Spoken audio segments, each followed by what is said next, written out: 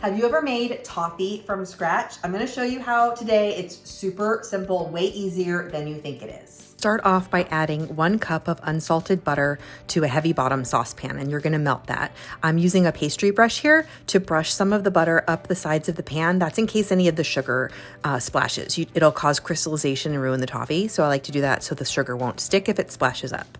I'm using unsalted butter here, but you can omit the salt if you're using salted butter. Then add in a cup of granulated sugar, 3 tablespoons of water, and a tablespoon of light corn syrup. You need a candy thermometer for this recipe. Highly recommend grabbing one of those. I'll link my favorite down below. They're inexpensive and they will help you with lots of different recipes.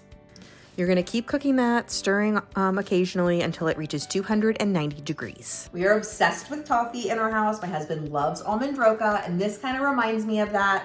I love making this for the holidays, and sometimes I just make it because we love toffee, buttery toffee so much. Keep cooking, keep stirring.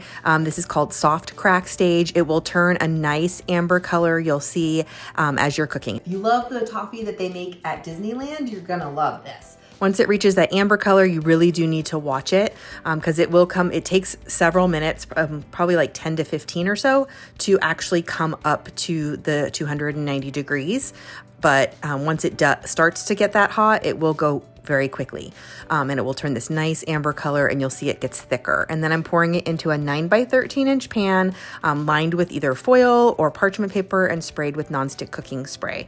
And then you're going to immediately sprinkle it with 1 cup of chocolate chips. It's easier to make because we're not dipping it all the way in chocolate. I'm just gonna add chocolate on the top and sprinkle some nuts on there and call it a day. Once that chocolate sits there for a couple of minutes, the chocolate chips will melt, and then you can spread it out.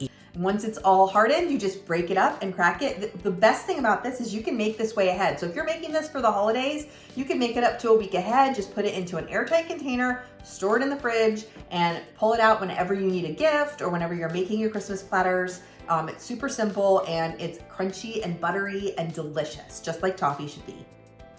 Then add 3/4 of a cup of finely chopped nuts. Once it hardens, break it up, and it is the perfect toffee recipe in the entire world. If you don't follow me already, be sure to subscribe to my channel and keep watching for even more candy recipes.